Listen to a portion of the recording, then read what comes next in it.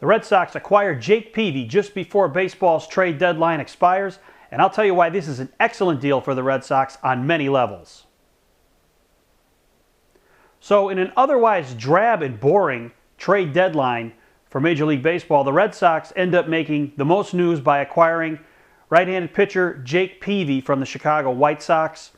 And they really didn't give up a lot to get this guy. In this three-way trade with the Tigers and the Chicago White Sox, Jose Iglesias ends up being the biggest piece that the Red Sox have to send out. He'll go on to Detroit to possibly fill in for Johnny Peralta over there, who may be suspended in the biogenesis situation.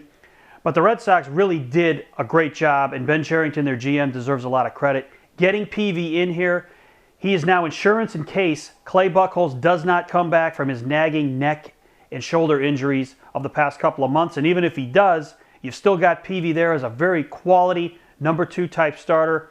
And I think this sets the Red Sox up very, very well to win the American League East. They now have another stud pitcher in the rotation, and they didn't give up much to get him. And that's the biggest part of this. And it also allows the Red Sox to move Brandon Workman, the right-hander who's pitched outstanding in his 3 starts since coming up from Pawtucket.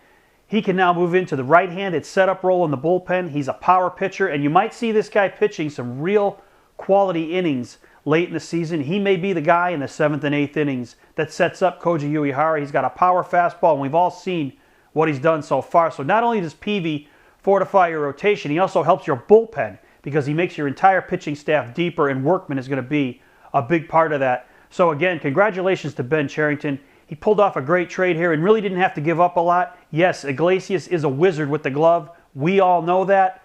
But the bottom line is there's still going to be questions about him and his ability to hit Major League pitching. After a torrid start, he's cooled off. I think his average has dropped over 70 points in the last month.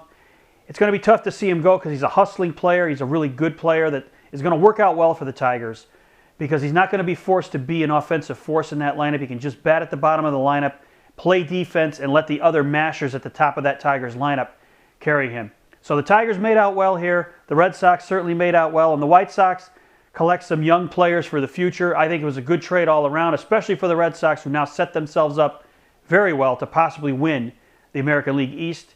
So Red Sox fans out there, your thoughts on Jake Peavy, now a member of the Red Sox. Thanks for watching. Don't forget to subscribe and tell all your friends about This Week in Red.